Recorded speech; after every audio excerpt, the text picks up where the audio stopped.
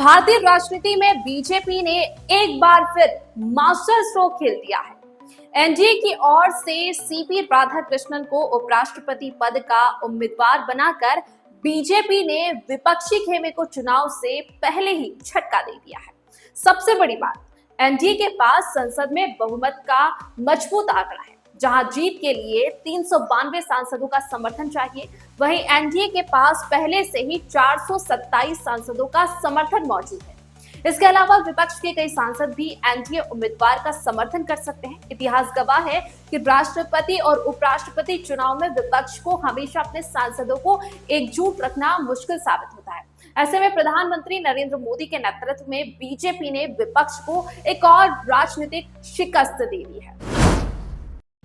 CP Radhakrishnan इस समय महाराष्ट्र की राज्यपाल है। उनका कार्यकाल अब तक गैर विवादित और संतुलित रहा है। यही वजह है कि जब उनका नाम सामने आया तो शिवसेना उद्धव गुट के नेता संजय राउत ने भी उनकी तारीफ करते हुए उन्हें बहुत ही अच्छी शख्सियत बताया।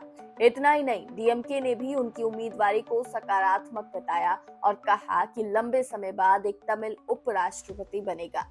वहीं एआईएडीएमके का समर्थन भी लगभग तय माना जा रहा है। इससे साफ है कि बीजेपी ने विपक्षी दलों के लिए राजनीतिक गणित और भी पेचीदा कर दिया है। राधाकृष्णन तमिलनाडु के वरिष्ठ नेता हैं और प्रदेश में बीजेपी को खड़ा करने में उन्होंने अहम भूमिका निभाई है। अगर वो उपराष्ट्रपति चुने जाते हैं तो जगदीप धनखड़ के बाद ये लगातार दूसरा मौका होगा जब एक ओबीसी नेता इस पद तक पहुंचेगा।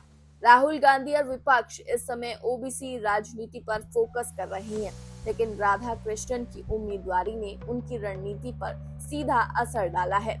भारत के राष्ट्रपति और उपराष्ट्रपति चुनाव हमेशा पार्टी लाइन से ऊपर उठकर हुए हैं। प्रणब मुखर्जी को लेफ्ट और टीएमसी का समर्थन मिला।